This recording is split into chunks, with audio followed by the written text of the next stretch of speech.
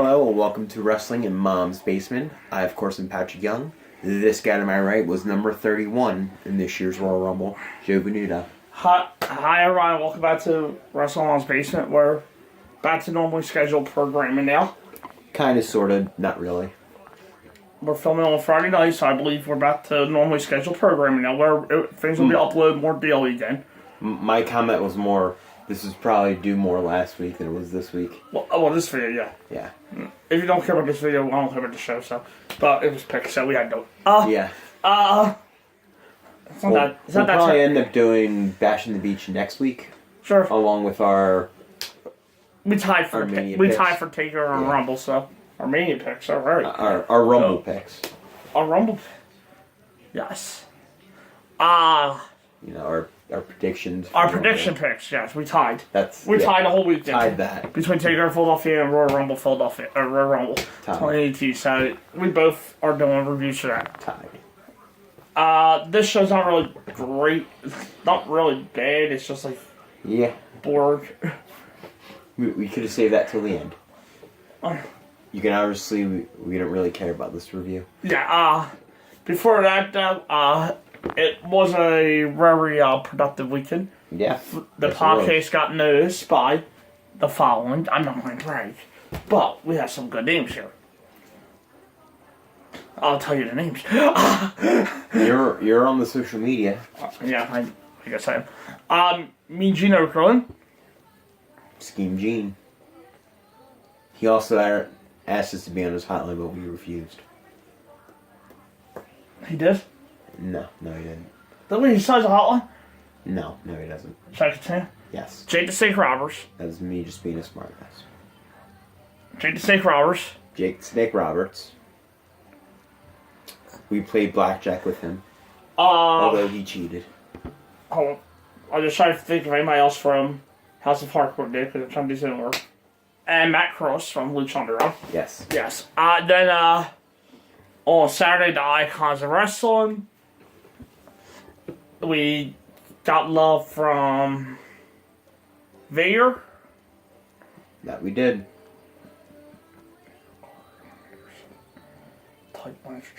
And that's it from Saturday. Then Saturday night, Mauro Ranallo noticed a retweeted comment from the page. Yes. About TakeOver. On our TakeOver live review, live coverage, play-by-play.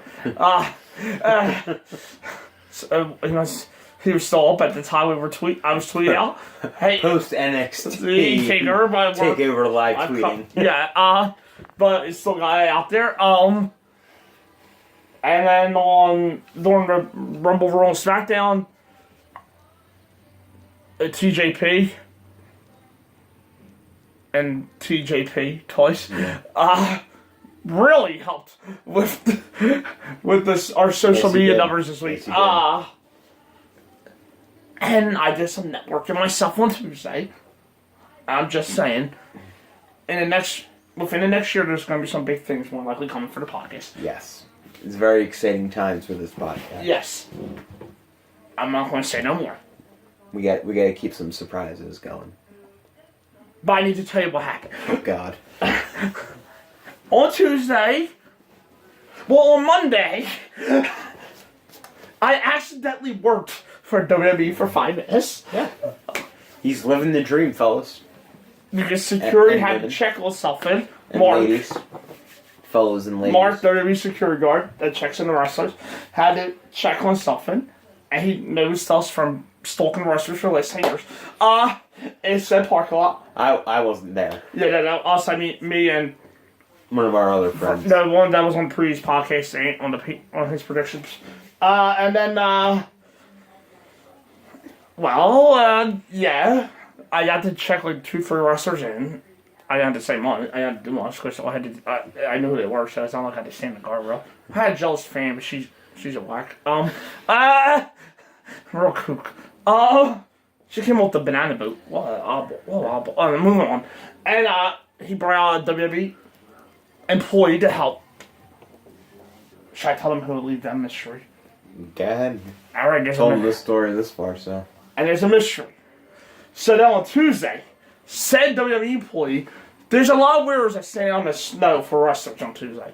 Me at this point. But I learned. Because said WWE employee shows up early. Because he's a member of... He's not a wrestler, but he's a WWE employee. Blah, blah, blah. After meeting him on Saturday, I choked up like I've been doing and meeting wrestlers. If you're a House of Hardcore fan or Icons of Wrestling frequenter, you pretty much know. Yeah, so what happens, I choke as I normally do when I meet the wrestlers at first. It's Stone Cold or Sting, or was the world's light for Sting, and lo and behold, said the employee, because he was the one to help me on Monday, there's this adorable face from Saturday, is going to... All you gotta do is let the mark this year now next time they're in town, which we don't know yet, but probably like summertime. And starting this summer, he's going to try to get us some guests on the podcast. Yeah. Said WWE employees, thank you, who also helped on Twitter this week too by liking tweet, because we got a tweet that with the most likes, like close to 30 likes, and 6 retweets and 1 comment. So he's our savior in a way. Yes. I just point out since I bought this damn figure since yesterday.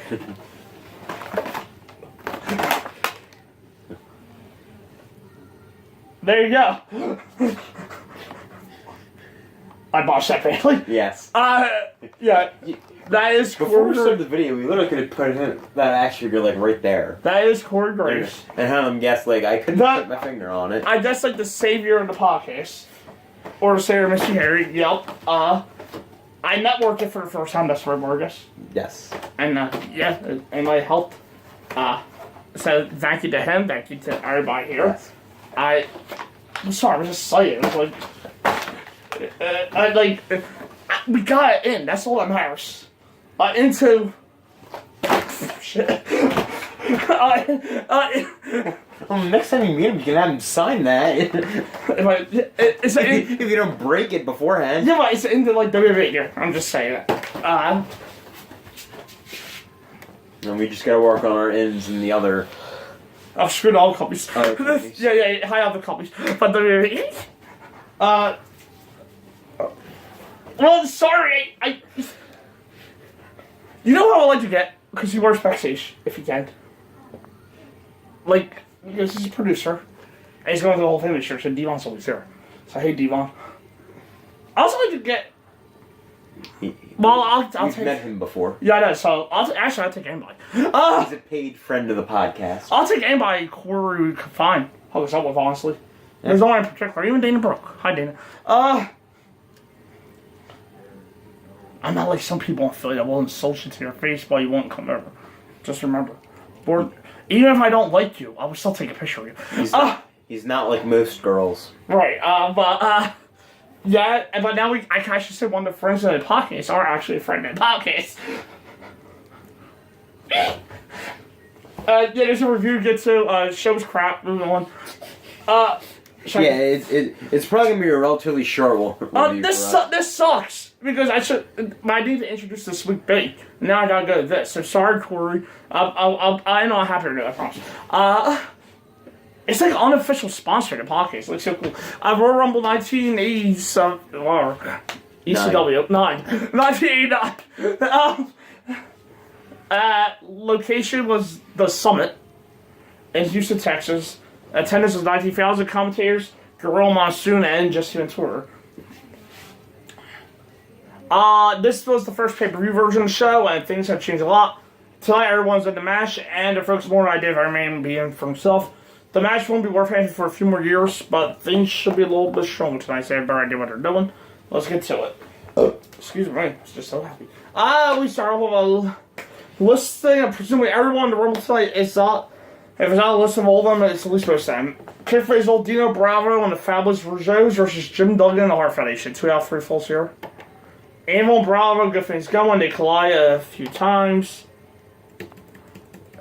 But that won't go anywhere. But before we continue, did you write this one or? Oh yeah, this one's right here. I meant. Yeah, this is mine. Oh, it's yours. All right. Yeah, this is mine. The rest of the week's reviews are coming from 401 Mania for this week. With our opinions for them. Yeah. Well, restate that next mention them years. in their videos. Yeah. But let's yours. Both guys just elbows results of Duggan for a big reaction. Ray Rougeau comes in, his mules stand down, hit by a knee drop. Hart comes in a small but audible reaction, gets two each of a small package and a sunset flip. Jacques comes in, things break down a bit. Wolf 3 heels and Coleman Carmen and Anvil drive shoulders into all of them. Road, you're showing us. Crusher Ray gets the corner down to two other guys. Ray finally gets stuff in by low bridge and Britt to send to the floor. I'm a Lord Police still. I'm sorry, I'm just like. At the end of the day, when you need someone to sell something, you call him Britt. Dean, I don't know what the hell I'm talking about. Britt just sold something beautifully as well. Dean has size suplex, puts Britt down to Rougeau bomb. Gets the first fall. Britt and Ray start resolving the second fall with Hart and be trouble. Jacques comes in, send Britt into the corner for the traditional chest first bump in the corner, which gives Dino 2. Bravo puts on a bear hug a little bit before he's back to Jacques. So Foot gives Britt a quick breather, but he's immediately pulling a count clutch and makes a save. Anvil makes a save. But as he's being put back in the corner, Ray comes in and puts the same hole back on. That's good stuff there. The heel save turns working on Britt until Jacques puts on a Boston crab. Gorilla wants Duggan or Nightheart to come in and break the hold up because you got 5 seconds. I did love his hypocrisy at times. You want the face to come in and just break the rule. Britt breaks the holes and tags the Anvil, but referee didn't say it.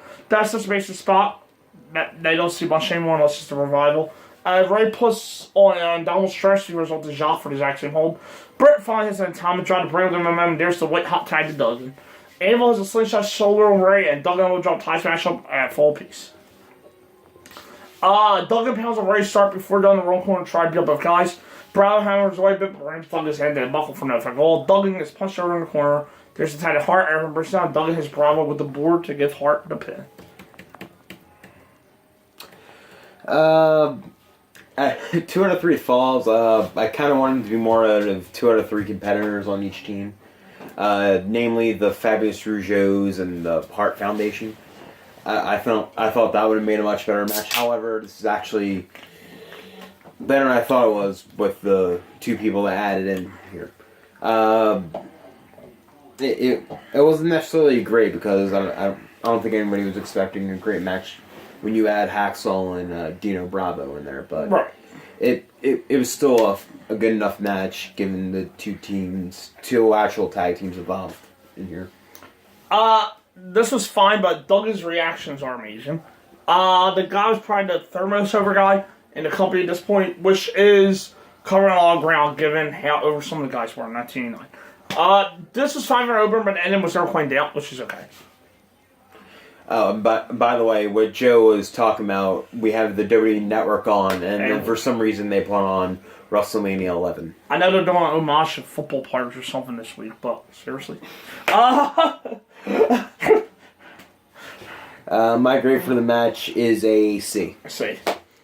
We did a clip of some people pulling their numbers earlier, DiBiase's and throw that all, and immediately goes to find slights to work out deals. Some kind of these segments need to come back. Yes, they do. If nothing else, Tribucks believe the numbers are random.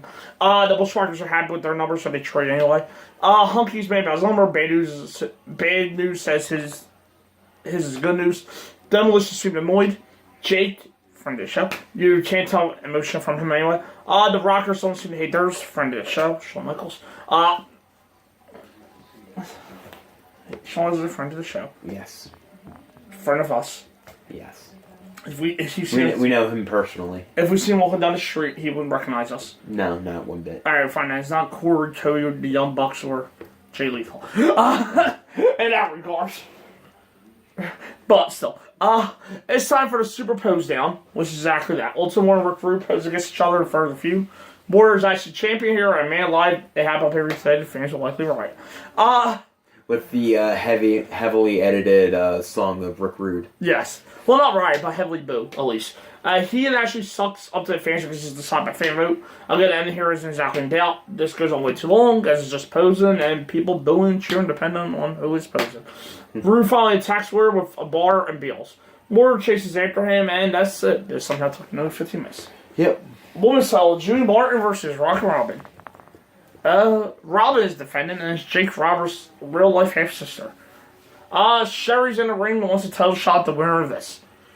Martin misses a charge to Sherry's sister on commentary. They pound each other. It's clear they're not incredibly skilled in the ring. Martin slams her down, blocks Son's foot with a punch to the head. Robin puts on Buster Crab as it's going nowhere. Martin blocks the O'Connor roll as Shirley complains about not getting a rematch yet. Gorilla tells about the process you have to go through to get a rematch, which is a nice sounding idea. When you think about all the old man title matches you get today, imagine that earlier title match. Something resembling DDT is too on Martin. But Robin misses elbow drop. Martin misses one. Also by backside is 2 for Dewey. Robin kicks her in the face for 2 and gets the same over small package. Sherry says, come on, somebody win. Robin goes to the middle rope, fakes Martin out, and crossbodies her to retain. Yeah, this match is really, really, really, really boring. That's literally the only description I can give it. It's just really boring. Nothing to see here. The ending wasn't that big. The rest of the match was terrible. The women's title will be retired, I think, about 13 months, I want to say. Later, and won't be restored until about 1993. At the end of the day, no one cared about women wrestling at this point, other than for how small their outfits are. Robin and Martin aren't exactly eye candy either, so this didn't do much for anyone. At least it was short though. Yeah. F. A very respectable F. Slick says the Twin Towers, Boss Man and Hakeem, are prior winners of the Rumble, but denies not anything about shenanigans with DiBiase. Sean Mooney has footage of Slick and DiBiase together, and suddenly Slick realizes he misunderstood. Excuse me.